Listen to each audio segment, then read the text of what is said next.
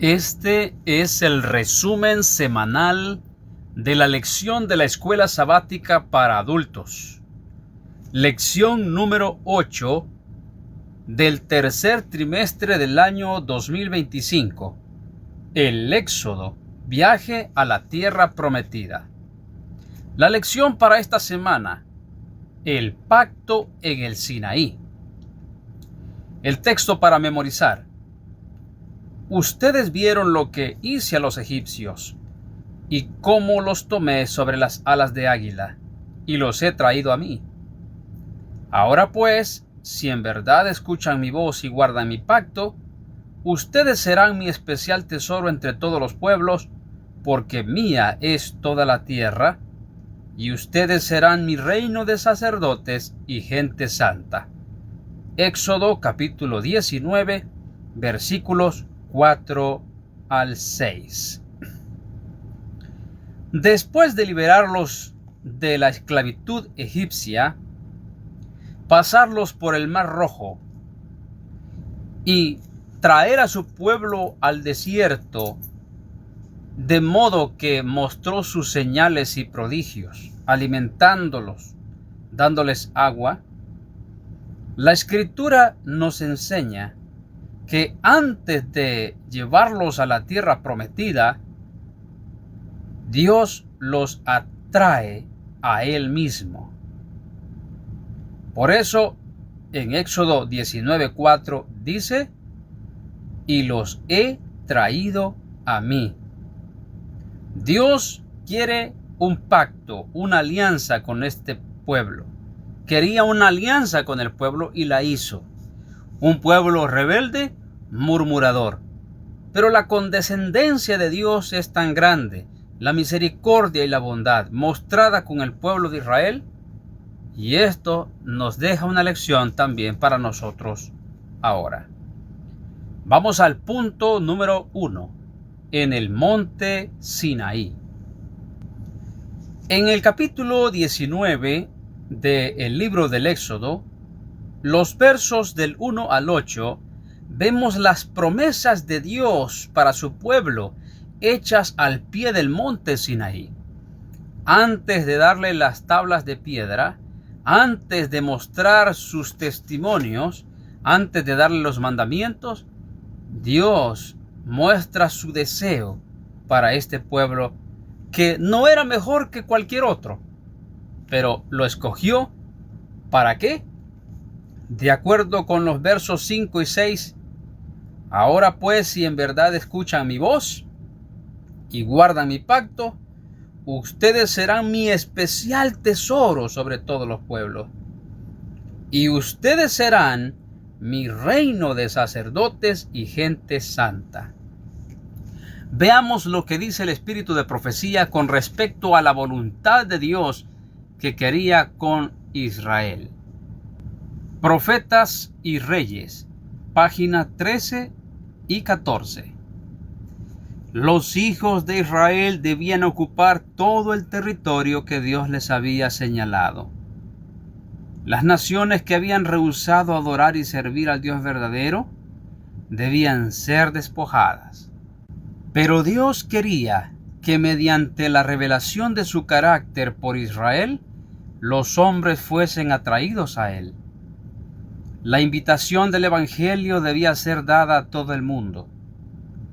Por la enseñanza del sistema de sacrificios, Cristo debía ser ensalzado entre las naciones, y habrían de vivir todos los que mirasen a Él.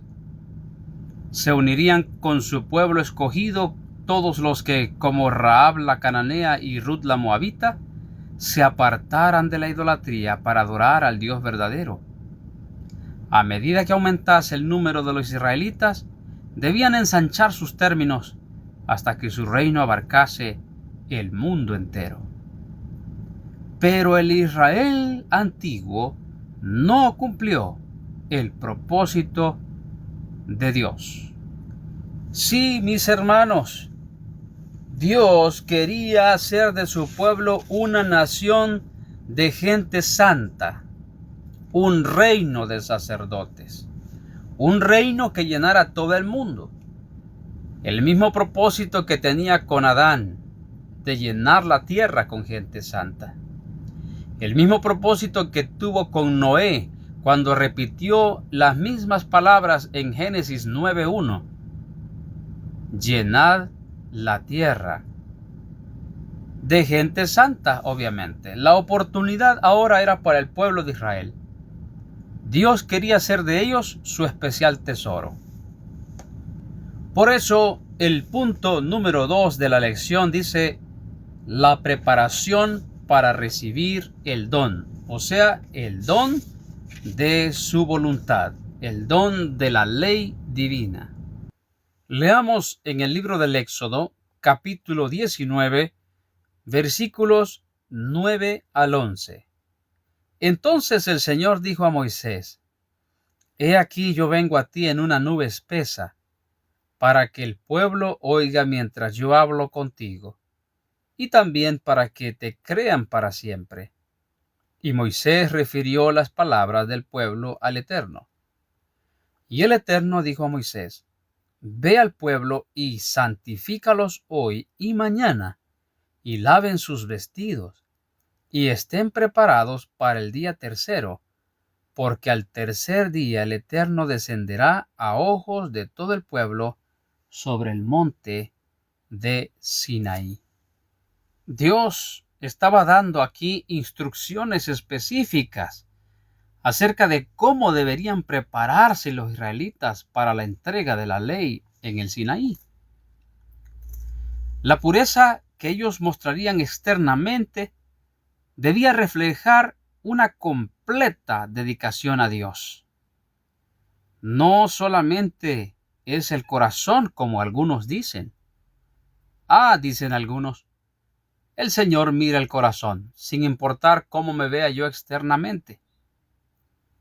Hermanos, la parte externa que mostramos refleja lo que tenemos dentro. Dios está interesado en el más mínimo detalle. La semana pasada veíamos cómo Dios estaba educando al pueblo de Dios en la manera de comer. Hoy vemos cómo Dios lo está educando en la manera de vestir, en su apariencia personal. A Dios le interesa tanto la forma en que nos vestimos de manera pulcra, de manera honesta y modesta, y también de manera limpia. Y es que una verdadera reforma que está centrada en la ley de Dios se basa en principios que cambian todo tu ser, desde adentro hasta afuera. En el libro La conducción del niño, página 462, leemos: El gran movimiento de reforma debe comenzar en el hogar. La ley de Dios es el fundamento de toda reforma duradera. La obediencia a la ley de Dios es el gran incentivo para la laboriosidad, la economía, la veracidad y el trabajo justo entre los hombres. Y hablando del pueblo de Israel, cuando ellos acampaban en el desierto, el libro La Educación, en la página 37 dice: se hacían respetar leyes higiénicas estrictas que eran obligatorias para el pueblo, no tan solo por ser necesarias para la salud, sino como una condición para retener entre ellos la presencia del Santo. La educación de los israelitas incluía todos sus hábitos de vida. Vayamos ahora entonces al punto número 3, el don del decálogo. La palabra decálogo, como sabemos, deca viene de 10 y decálogo significa las 10 palabras de Dios. Es decir, 10 promesas, 10 testimonios, como aparece en las Escrituras. Si es Éxodo capítulo 20, los versos del 1 al 17 los que narran los 10 mandamientos. Desde el inicio, el capítulo 20 nos deja claro que la ley no tiene el propósito de salvar. Los 10 mandamientos no tienen el propósito de salvar al hombre. Dios les dice en el Éxodo 20, versículos 1 y 2. Y habló Dios todas estas palabras, diciendo: Yo soy el Señor tu Dios, que te saqué de la tierra de Egipto de casa de servidumbre. Note que ellos no debían cumplir los mandamientos para ser salvos de la esclavitud egipcia, sino que ahora Dios les estaba dando estas 10 palabras. ¿Para qué? ¿O por qué? Porque ya eran salvos. La misma aplicación hoy. La ley se nos presenta a nosotros no para salvarnos, sino porque ya somos salvos. Y en respuesta a esa salvación que Dios nos ha otorgado, entonces nosotros venimos a Él, constreñidos por su amor, somos obedientes. Por tal motivo es que el primer mandamiento nos enseña a honrar y venerar a Dios, dándole el primero y el más elevado lugar en cada situación en nuestra vida. De eso habla el primer mandamiento. Si hemos sido salvos, ¿por qué no darle el primer lugar a Dios? El mandamiento número 2 habla sobre honrar y preservar la posición única de Dios sin sustituirlo por ningún ídolo, ya sea físico, simbólico o espiritual. El mandamiento número 3 nos enseña a reverenciar el nombre de Dios, porque Él tiene un nombre propio, y también su reputación y su carácter. El mandamiento número 4 nos ayuda a honrar su día de descanso y de adoración, que no es cualquier día, sino es el séptimo día semanal, o sea, el sábado. El mandamiento número 5 nos enseña a respetar a los padres. El número 6, a respetar la vida. El número 7, a respetar el matrimonio. El número 8, a respetar la propiedad de las personas. El número 9, a respetar la reputación de los demás. Y el número 10, a respetarnos a nosotros mismos para que ningún deseo egoísta manche nuestro carácter. Ante esto, entonces, nos preguntamos, ¿cuál es la función de Dios? Si su función no es salvar, entonces, ¿cuál es su función? El punto número 4 de la lección nos enseña diferentes funciones de la ley de Dios, hablando de los 10 mandamientos escritos con el dedo de Dios. No estamos hablando aquí de las leyes ceremoniales, de las leyes rituales que quedaron clavadas en la cruz, sino estamos hablando de los 10 mandamientos de Éxodo 20, versículos del 1 al 17, que fueron escritos no por Moisés, sino por el dedo de Dios. Dios mismo las escribió. La primera cosa, la primera función de la ley de Dios es que ella revela el carácter de Dios. En Romanos capítulo 7, versículo 12 dice: la ley a la verdad es santa, el mandamiento santo, justo y bueno. Vemos aquí que la ley es santa así como Dios es santo, que la ley es justa así como Dios es justo, y que la ley es buena así como Dios es bueno. Por eso, una de las funciones de la ley es mostrar el carácter de Dios. Otra de las funciones de la ley es que se convierte en una cerca protectora para nosotros. Pongamos un ejemplo en la vida práctica, en nuestro mundo, en nuestro país. Hay muchas leyes y la mayoría de ellas son para protegernos. Cuando la ley dice que debo usar un cinturón de seguridad en el vehículo, no, ese cinturón no es para matarme. Esa ley de ponerse el cinturón no es para que la policía no me ponga una multa. No, es para protección por cualquier accidente. Un semáforo en rojo, por ejemplo. La ley dice no te pases un semáforo en rojo. ¿Por qué? Porque voy a provocar un accidente y yo voy a salir afectado. De igual manera, la ley, una de las funciones es proteger, es servir como una cerca protectora.